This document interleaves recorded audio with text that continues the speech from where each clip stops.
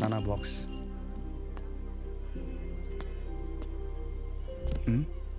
పొద్దున్నుంచి ఎవరు రాలేదన్నా.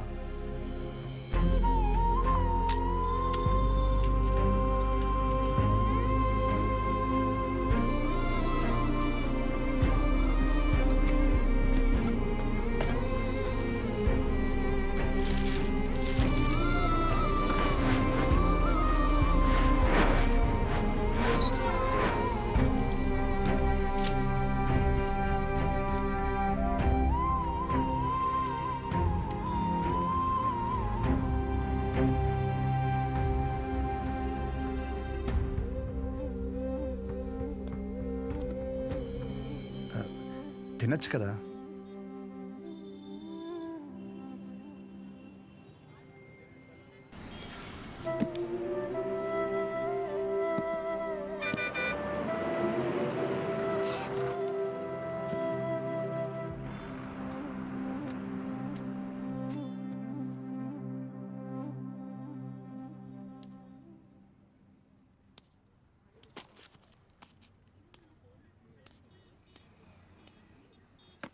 ఇంజక్షనే ముద్దులండి. మీకు ఇవ్వాల్సిన 50 రూపాయలు ఇద్దామని వచ్చాను.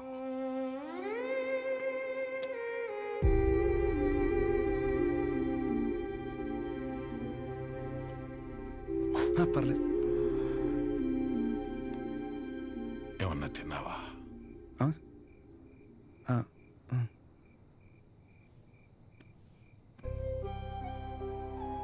నువ్వు పుట్టిన 5 ఏళ్లకి షాప్ పెట్టానురా.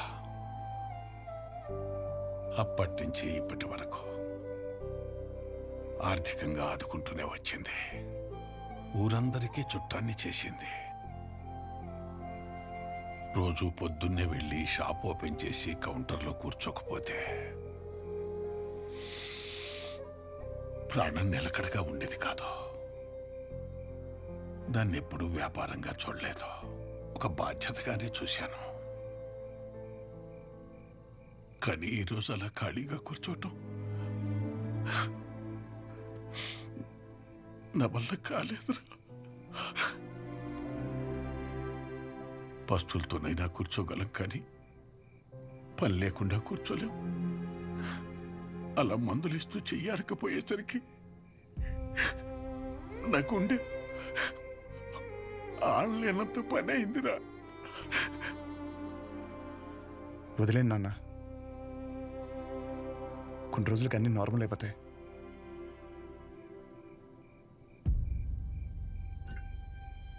కష్టం రా. ఒకసారి నిందపడిన తర్వాత దాన్ని ఎంత చెరిపి నువ్వేం చేసినా అది అతుకులాగే ఉంటుంది. దానికి తోడు మన మనుషులు ఎలాంటి వాళ్ళంటే, నువ్వు 20 కాదు 30 సంవత్సరాలు మంచి చెయ్యి. నువ్వు చేసిన ఈ 30 సంవత్సరాల మంచి కన్నా చివర ఎప్పుడో ఒకప్పుడు ఒక చిన్న నింద పడుతుంది చూడు, దాన్నే పట్టుకుని వేలాడతాం.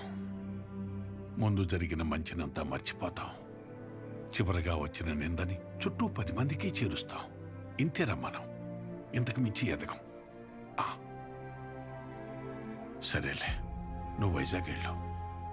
ప్రస్తుతం ఉన్న పరిస్థితిలో నువ్వు బయట సీట్లు అవ్వడమే మంచిదనిపిస్తోంది. 1-2 రోజుల్లో డబ్బులు చూసి అకౌంట్లో వేస్తాను. నానా, నా మాట విను, వీలు చూసుకుని బయలుదేరు.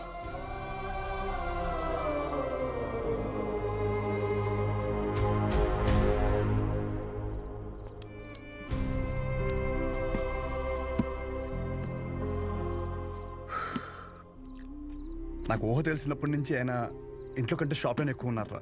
అంత ఇష్టం ఆయనకి షాప్ అంటే. అలాంటిది ఆయనకి తోడు ఉండాల్సిన పోయి ప్రశాంతంగా వ్యాపారం చేసుకుని ఆయన కూడా రోడ్డు మీద లాగేసంటారా నేను నా చేతులతో. మీ నాన్న చెప్పాడని ఊరి నుంచి వెళ్ళిపోతావా? ఏంట్రా వెళ్ళేది? పైగా ఆయన్ని ఇలా వదిలేసా. ఊరు వదిలే ప్రసక్తే లేదురా. నేను పుట్టిన ఊరురా ఇది. పండగైనా పాడైనా అంతే ఇక్కడే. No matter what. ఎక్కడి నుంచి వెళ్ళను.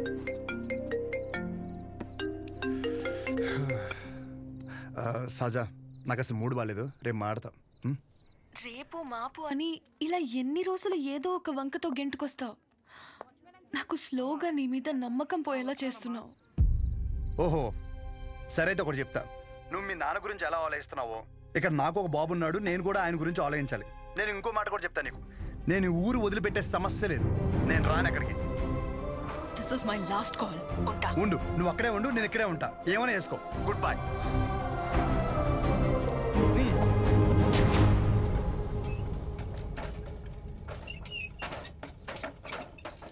ఈ ఒక్క పేరు వల్ల నా జీవితం సంకనాగిపోయిందిరా.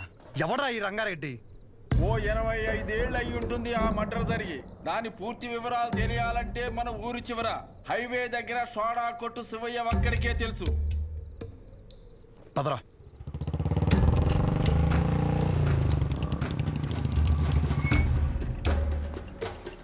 ఏం కావాలి? మీతో కొంచెం మాట్లాడాలి. నాతోనా? ఏమిటో చెప్పండి. ఆ రంగారెడ్డి ఎవడు? ఎలా పోయాడు?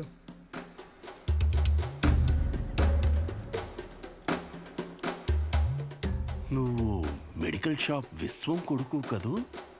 అవునండి. చెప్పండి, ఎలా పోయాడు? ఇప్పుడు ఆయన గురించి నీకు తెలుసుకోవాలని ఎందుకు అనిపించింది? ఆయన పోయాడు సరే, ఆయన ప్రభావం నా జీవితం మీద చాలా ఉంది. చెప్పండి స్వామి, ఆడు ఎలా పోయాడు?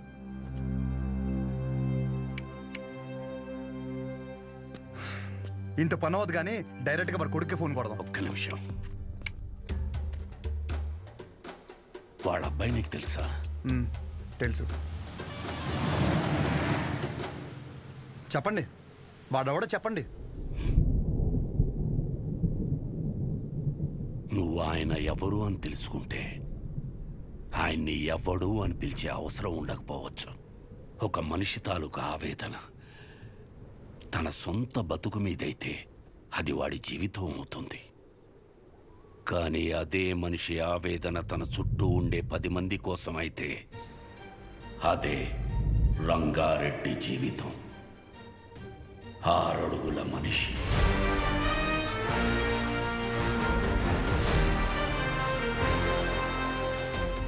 పదునైన చూపు. తప్పు చేస్తే ఎదుటోడు ఎంత తోడైనా సరే ఎదురెళ్లే మనిషి. 10 మంది బాగు కోసం బతికిన మనిషి. ఎవరికి ఏ చిన్న కష్టం వచ్చినా ప్రతి ఒక్కరి అడుగు రంగారెడ్డి ఇంటి వైపే ఉండేది. కానీ ఆ రోజు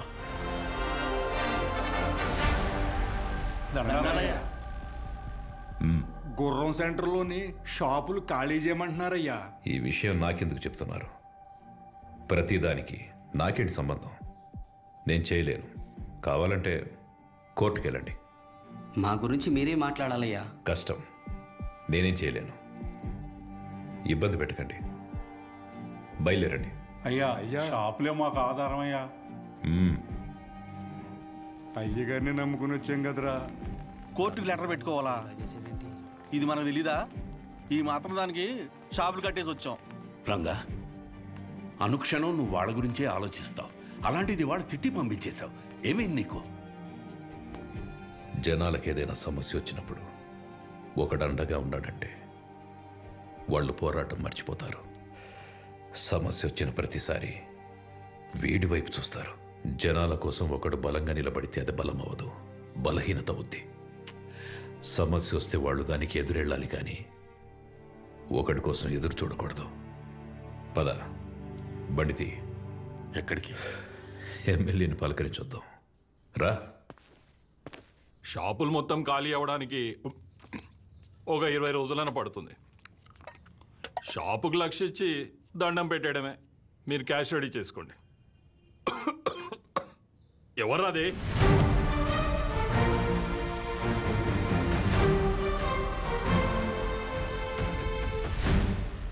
ఏంటి గురు, నువ్వు ఈ పొగని తట్టుకోలేకపోతున్నావు? కానీ నువ్వు ఊరి మధ్యలో ఫ్యాక్టరీ పెడితే రోజు జనం ఆ పొగని ఎలా తట్టుకుంటారు? రంగారెడ్డి, దయచేసి నువ్వు దీంట్లో తలదూర్చుకో. నీకేం కావాలో అది తీసుకో. నువ్వులే. కావాలంటే జెడ్పీ చైర్మన్ కుర్చీ తీసుకో.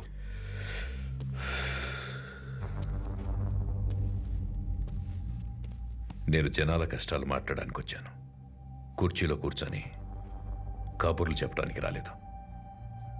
మొత్తం 140 షాపులు ఇక్కడ ఖాళీ చేస్తే ఎక్కడికి వెళ్తారు? ఊరి చివర కాంప్లెక్స్ కట్టిస్తాం. ఊరి చివర అంటే ఇప్పుడు మెడికల్ ఎమర్జెన్సీలో మందులు కావాలంటే అంత దూరం పరిగెట్టాలా? కాంప్లెక్స్ కట్టేంత వరకు జనాల వ్యాపార పరిస్థితి ఏంటి? ఏదో ఒకటి చేసుకుంటారు. వివరంగా ఒక మాట చెప్తాను విను. ఆ గుర్రం సెంటర్లో షాపుల జోలికి రాకు, వాళ్ళ పొట్ట కొట్టకు, ఫ్యాక్టరీ పెట్టి జనాన్ని కష్టపెట్టకు. దయచేసి వదిలేయండి. ఇది నా విన్నపం.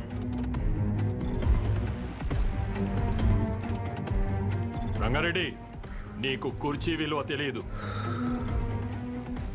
సముద్రం ముందు కాళ్ళు పెట్టి సముద్రం నా కాళ్ళు పట్టుకుందని సంబరపడ్డావనుకో, ఒక పోటులా వచ్చి మొత్తం పట్టుకెళ్ళిపోద్ది.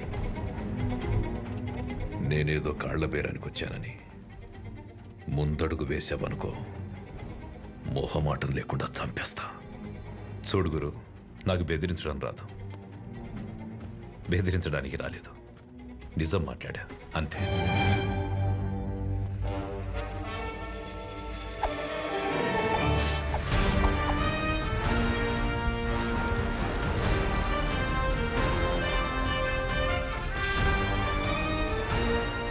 అన్నా జనాలు కోర్టుకు వెళ్తారంటన్నా.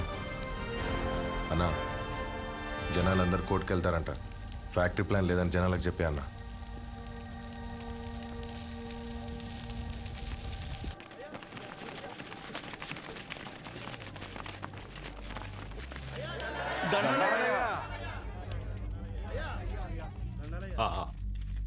ఫ్యాక్టరీ వస్తే మన వాళ్ళందరికీ ఉద్యోగ అవకాశాలు వస్తాయనుకున్నాను, కానీ పొల్యూషన్ పెరిగి ఊర్లో వాళ్ళందరూ అన్యాయం అయిపోతారని బాధేస్తుంది.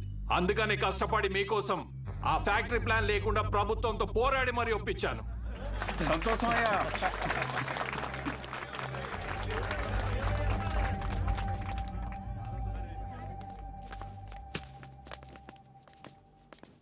$25 కోట్లు కమిషన్ ఇస్తానన్నాడ్రా. 4 ఎలక్షన్లకి సరిపడే డబ్బు. ఈ నా కొడుకు ఊర్లో ఉంటే ప్రతి దాంట్లో ఏలు పెడుతూనే ఉంటాడు. వీడి చేసేది స్లోగా జనాలకు తెలిస్తే ఆపడం కష్టం. ఏదో ఒకటి చేసి వీడిని ఆపాలి. సరే అన్న.